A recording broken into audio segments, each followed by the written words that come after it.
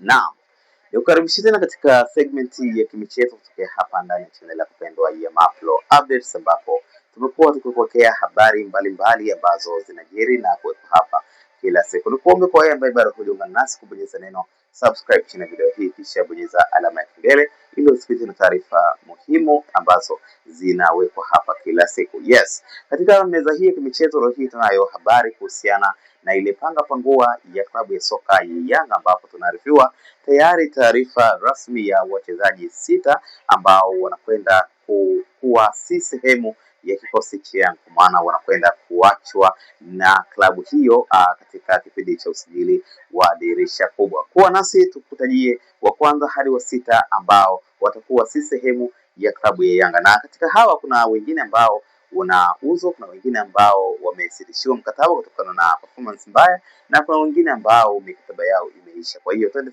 sambamba tuone nani na nani ambao wapo katika listi hiyo. Mchezaji wa kwanza ni mchezaji ambaye anajulikana kama Prince Dube. Huyu nafikiri wengi taarifa yake wanayo, ambapo tayari amekwenda kujiunga na klabu yake ya zamani ya kule nchini Zimbabwe ambayo inashiriki ligi kuu ya Zimbabwe, na Prince Dube bwana amesaini kandarasi ya miaka 2. Kwa hiyo tayari rasmi si sehemu ya kikosi cha Yanga kwa msimu wa 26-27 kutokana na tayari amejiunga na klabu nyingine. Lakini mchezaji wa pili ni mchezaji ambaye anajulikana kama Starboy Alan Okello, ambaye huyu anauzwa na tayari klabu ya Fenerbahce ambayo inashiriki ligi kuu ya nchini Uturuki imeweza kutoa donge nono kwelikweli, na imewafanya sasa hata viongozi wa Yanga washindwe kumzuia bwana, na wakaona acha kijana aende kutafuta ugali sehemu nyingine. Kwa hiyo Starboy Alan Okello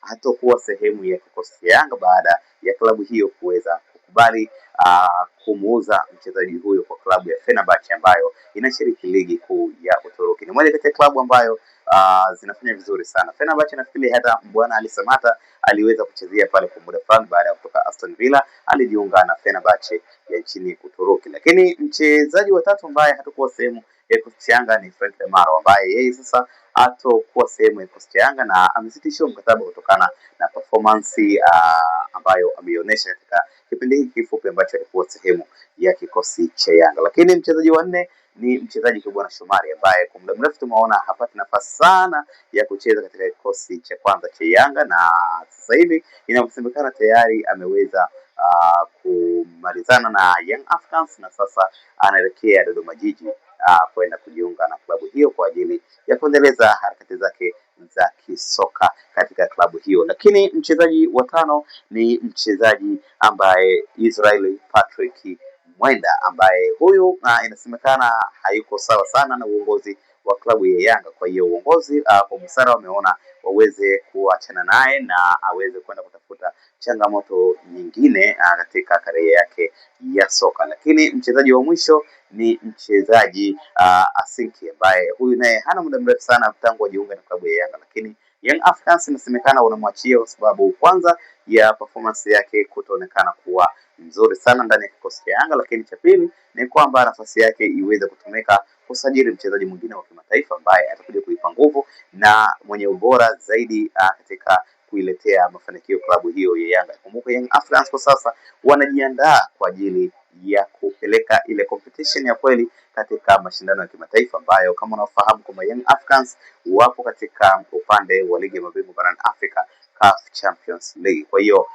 wameamua kuwatoa baadhi ya wachezaji kwa ajili ya kutengeneza kikosi kilichokuwa imara, na kama unafahamu kwa sheria ya ligi yetu ni kwamba kuna baadhi ya wachezaji ambao wanaruhusiwa kwa idadi maalum wa kimataifa kusajiliwa na clubs hizi. Kwa hiyo miongoni mwa wachezaji wa kimataifa ambao wameachwa ni pamoja na kutaka kuwasajili wachezaji wengine wenye ubora zaidi kutoka mataifa mbalimbali ili kujiunga na klabu hiyo kwa lengo la kuzidi kutengeneza ubora na nguvu kwa ajili ya kuwania ubingwa wa ligi ya mabingwa barani Afrika. Na hayo tu nataka nikujuze mwanafamilia wa Mapro Updates. Nini maoni yako? Tuandike kwenye comment section. Usahau subscribe, like na kushare. Asante na kwaheri.